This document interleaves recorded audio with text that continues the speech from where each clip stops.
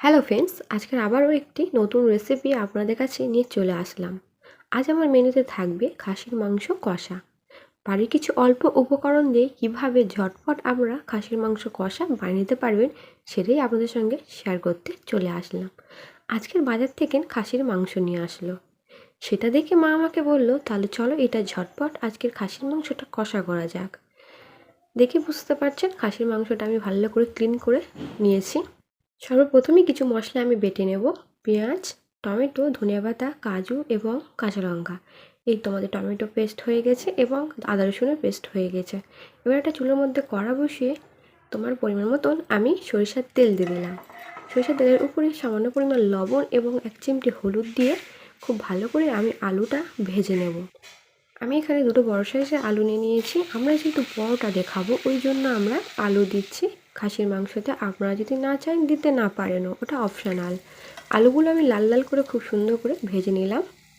একটা প্লেটের মধ্যে তুলে রেখে দিচ্ছি। আর ওই প্যানের তেলেতেই আমি কিছু গোটা গরম মশলা দিয়ে দেবো। আর তারপরে দিয়ে দিলাম পেঁয়াজ কুচি। পেঁয়াজ কুচিটা আমি খুব ভালো মতন বাদামি করে ভেজে নেব। এবারে আমি খাসির মাংসটা দিয়ে দেবো, পরে কিন্তু আদা রসুন দেবো, এখন আমি দিচ্ছি না। খাসির মাংসটা ভালো মতন আমি তেলেতে কষিয়ে নেব যাতে পানিটা খুব ভালো মতন মরে যায়। আমি খুব ভালো করে ঢাকা ছাড়া কষিয়ে নিচ্ছি। দেখে বুঝতে পারছেন পানিটা অনেকটা শুকিয়ে গেছে। এরপরে আমি সেই বাটা মশলা দিয়ে দেবো, কাজু, টমেটো, পেঁয়াজ। এরপরে আমি আদা রসুনের পেস্টও দিয়ে দেবো।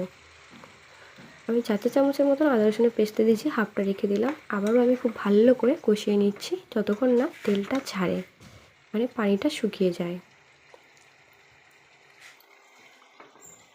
এভাবে আপনারা খাসির মাংস ট্রাই করবেন বন্ধুরা, খুবই ভালো লাগবে। এখানে আমি কিছু গুঁড়ো মশলা নিলাম, ঝাল, হলুদ, লবণ এবং গরম মশলার গুঁড়ো এবং ধনিয়া জিরের গুঁড়ো।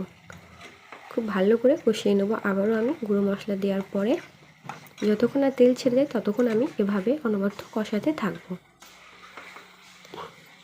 দেখুন বন্ধুরা, কষা মাংস দেখেই জিভে জল চলে আসছে, কতটা লোভনীয় হয়েছে। এভাবে একবার হলো বাড়িতে ট্রাই করবেন, আর কিছুক্ষণ সময় দিলেই আপনাদের পারফেক্টলি কষা মাংস হয়ে যাবে।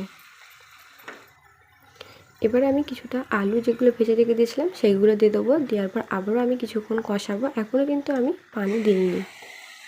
দেখুন এভাবে যখন তেলটা বের হয়ে যাবে, মানে মাংস থেকে তেল ছেড়ে দেবে, তখনই আপনারা পানির পরিমাণটা অ্যাড করবেন। এই তো আমি পরিমাণ মতন এটাই পানি দিয়ে দিলাম। যতক্ষণ না মাংসটা সিদ্ধ হয়, ফার্স্ট হাই হিটে দেবেন, তারপর লো আঁচে দিয়ে 10 মিনিট ধরে সিদ্ধ করে নেবেন। দেখবেন বন্ধুরা পারফেক্টলি খাসির মাংস তৈরি হয়ে যাবে।